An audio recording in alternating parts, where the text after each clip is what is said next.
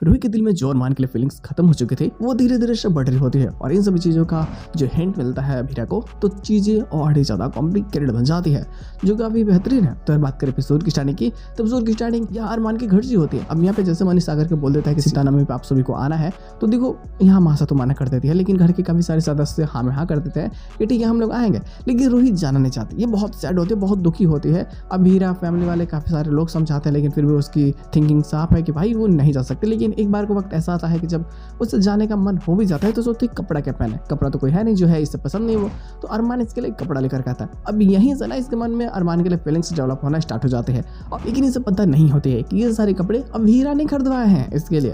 हालांकि वहीं अभीरा जो तैयार होकर के सारे कामों में अपना योगदान दे रही होती है और सभी कामों को बखूबी बहुत अच्छे तरीके से करती है, पूजा में भी जाती है। लेकिन जब वहाँ जाती है तो देखती है कि कियारा और अबीर में तो कुछ बन नहीं रहा। तो हालांकि जलन फील करवाने के लिए यहाँ कियारा के पास में एक प्लान होता है। वो क्या करती है कि अपने जो लड़के दोस्त है ना उन सबको बुलाती है ताकि यहाँ अबीर को जलन हो, क्योंकि बार बार वो चारों के बारे में सोच रहा होता है और चारों से भाई उसके दिल में प्यार है अभी लिया तो सोचेगा ही बिल्कुल। और यहाँ चारों भी खैर देखो पूजा पार्टी स्टार्ट हो जाती है, सभी लोग आते हैं, लेकिन रूही नहीं आती। रूही की जैसे पता चल जाता है कि ये सब कपड़े अबीरा ने खरीदते हैं, अरमान ने नहीं, तो उसका दिल टूट जाता है, बहुत बुरा लगता है उसको। यही कारण होता है कि वो यहाँ नहीं आती और सबको लगता है कि शायद वो इसलिए नहीं आ रही है ताकि यहाँ रोहित की मौत हो चुकी जो सारी चीज़ें हैं और इन सभी चीज़ों को लेकर के शायद कोई कुछ बोल देगा तो उसे बहुत बुरा लगेगा।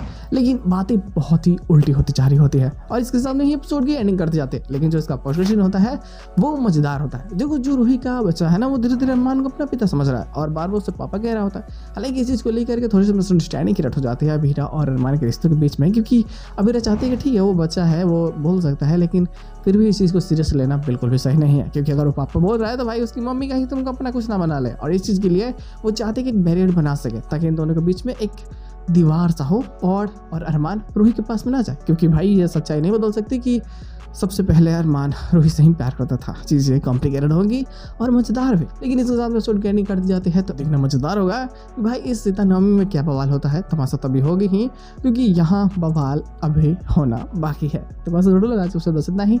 हम लोग मिलते हैं बहुत जल्द किसी वीडियो के साथ में, तब तक के लिए बाय।